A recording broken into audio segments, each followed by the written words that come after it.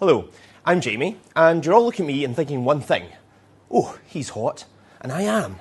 I'm radiating heat all the time. And this is quite useless. It's wasted heat. It just goes out into the environment and doesn't do anything productive. And that's where my PhD steps in, because I can take waste heat and convert it into useful electricity.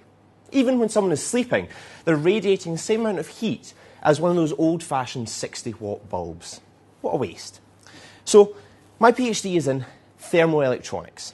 Thermo, it's about temperature. In fact, it's about temperature differences, hot sides and cold sides.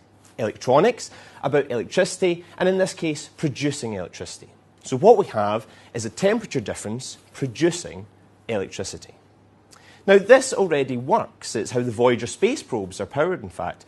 And how does it work? Well, if we take a thermoelectric device and split it apart, it's just like a little panel. Open it up, you'd see about 160, maybe more, little metal cubes. And these are all paired up in twos. We have one N-type semiconductor and one P-type. N-type, we can think of it as a material having too many electrons. P-type, we can think of it as having kind of missing electrons or positive holes. Now, when we heat those from one side, the electrons diffuse away from the hot side. The positive holes diffuse away from the hot side. Connecting these two up, what we have is a flow of electrons. So you maintain a temperature difference, and you're going to continue producing electricity. So if it already works, what do I actually do? Well, I try and take these working devices and make them smaller.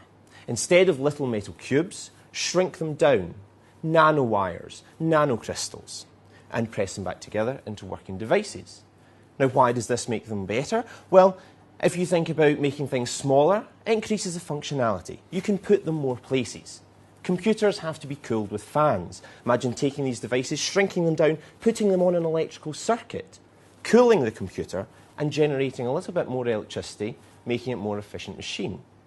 Also, creating crystal boundaries, hundreds, thousands, billions of crystals pressed together, creates lots of little walls, which stops heat transporting through the material. So you keep one side hot and keep one side cold, and that's what's really essential.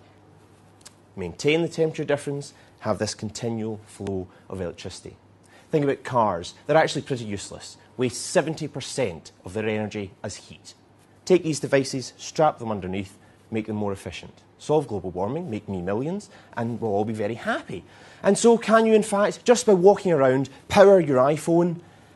Not quite yet, but I'm not finished, so give me a little bit more time. Thank you.